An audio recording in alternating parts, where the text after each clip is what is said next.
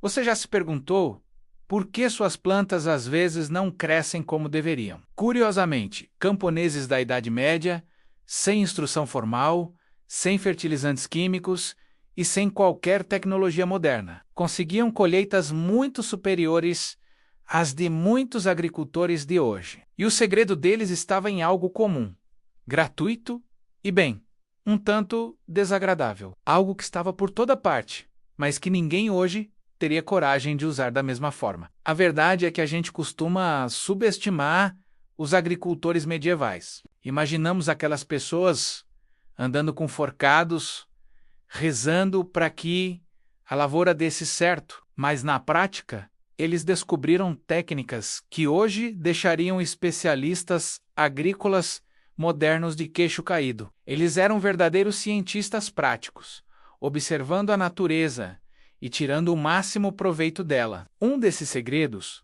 era entender que algumas plantas trabalham juntas, como verdadeiras aliadas. Não do tipo que fofoca, mas do tipo que realmente melhora a saúde e o desempenho umas das outras. Esse método é conhecido como plantio consorciado, e os agricultores medievais o aplicavam com uma eficiência surpreendente, tudo baseado em pura observação. Um exemplo clássico era plantar ervilhas ao lado do milho. O milho crescia forte e alto, servindo de suporte natural para as ervilhas subirem. Ao mesmo tempo, as ervilhas enriqueciam o solo com nitrogênio, garantindo que o milho ficasse ainda mais vigoroso. Era como se as ervilhas fossem um chefe particular alimentando a cultura vizinha. Hoje a gente sabe que as plantas liberam substâncias químicas pelas raízes e folhas, que podem afastar pragas ou estimular o crescimento de outras espécies. Mesmo sem compreender a ciência por trás disso, os agricultores percebiam na prática.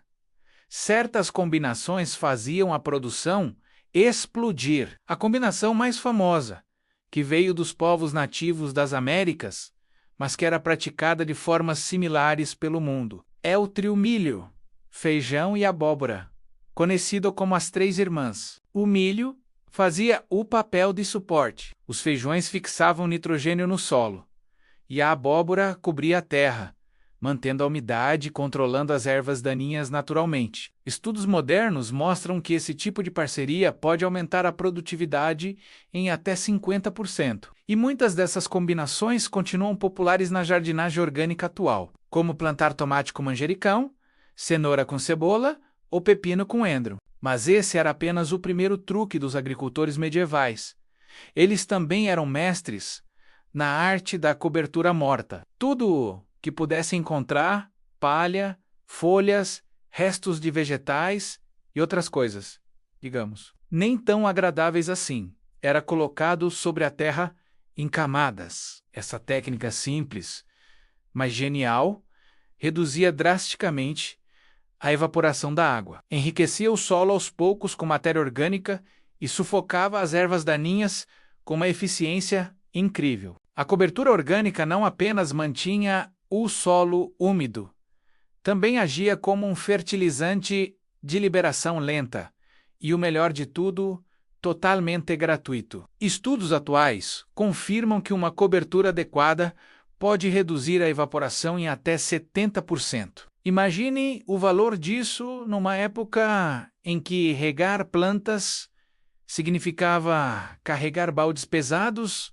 de um poço distante. Mas a criatividade medieval não parava por aí. Eles também construíram estruturas primitivas muito parecidas com as estufas modernas, que hoje chamamos de estufas frias. Eram basicamente caixas de madeira cobertas por painéis de vidro, couro oleado, ou até mesmo membranas de animais esticadas e transparentes. Surpreendentemente eficientes, essas estruturas mantinham a temperatura interna muito mais alta do que a do ambiente. Isso permitia que eles plantassem semanas antes do resto da aldeia, o que resultava em colheitas antecipadas e a possibilidade de ter produtos frescos mesmo durante o inverno. Era uma vantagem competitiva enorme. Outra técnica brilhante foi o sistema de rotação de campos.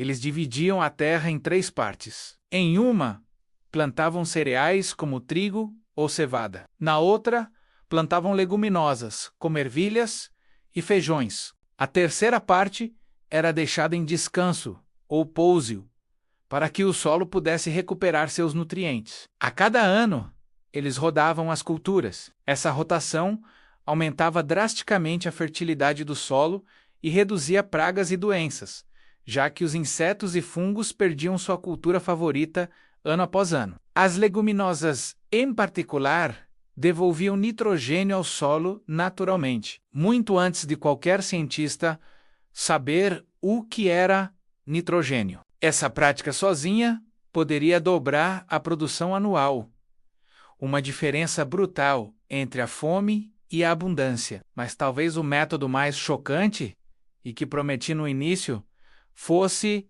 o fertilizante que eles utilizavam. Prepare-se, porque é aqui que fica um pouco nojento. Eles misturavam urina humana com esterco fresco de animais, criando uma mistura poderosa chamada de solo noturno. Sim, soa péssimo, mas essa mistura era extremamente rica em nutrientes, especialmente nitrogênio, em níveis muito maiores que a maioria dos compostos naturais. Claro, eles não eram descuidados. Deixavam essa mistura descansar por meses para que os patógenos morressem e não transmitissem doenças. O resultado era um fertilizante tão eficaz que, segundo relatos, poderia até triplicar a produtividade de uma plantação. Além disso tudo, eles eram especialistas em insertia. Pegavam partes de plantas diferentes e as uniam, como se estivessem fazendo uma cirurgia botânica. Com isso, criavam árvores mais resistentes a doenças e muito mais produtivas. Eles conseguiam, por exemplo, criar árvores frutíferas com vários tipos de maçãs, crescendo no mesmo tronco, garantindo uma colheita diversificada e mais longa. Outra técnica impressionante era a produção de fertilizantes líquidos. Eles pegavam plantas ricas em nutrientes, como urtiga e confrei, e as deixavam fermentar em barris de água por semanas. O cheiro, como você pode imaginar, era terrível, mas o resultado era um estimulante natural poderosíssimo, que acelerava o crescimento das culturas de forma impressionante. Os efeitos eram visíveis em poucos dias após a aplicação, e, surpreendentemente, até mesmo as pedras que encontravam no campo tinham uma utilidade. Em vez de simplesmente removê-las, os agricultores as utilizavam estrategicamente para quebrar o solo endurecido, como se estivessem arando. Isso melhorava a circulação de ar e água na terra, funcionando quase como uma massagem profunda para o solo, tornando-o mais fofo e receptivo às raízes. Esses métodos, muitos deles engenhosos e outros, admitamos um pouco repugnantes, transformavam terras que seriam consideradas pobres em campos incrivelmente produtivos. E tudo isso muito antes de existir qualquer conhecimento científico formal sobre química ou biologia. Em resumo, os agricultores medievais estavam muito, mas muito à frente de seu tempo, com criatividade, observação aguçada e um reaproveitamento total de todos os recursos disponíveis. Eles desenvolveram práticas que, ainda hoje, são copiadas, estudadas e admiradas por agricultores orgânicos e permacultores. E o mais incrível é que conseguiram tudo isso sem máquinas, sem tecnologia e sem fertilizantes químicos, apenas com conhecimento prático passado de geração em geração. Muita coragem e, claro, uma grande disposição para lidar com cheiros nada agradáveis. Da próxima vez que você olhar para uma pintura medieval, lembre-se que aquelas pessoas com forcados eram, na verdade, inovadores brilhantes que sabiam segredos da terra que estamos redescobrindo até hoje. Obrigado por assistir. Se você gostou de descobrir esses segredos surpreendentes da agricultura medieval, não se esqueça de deixar o seu like, se inscrever no canal e ativar o sininho para não perder os próximos vídeos. Até a próxima!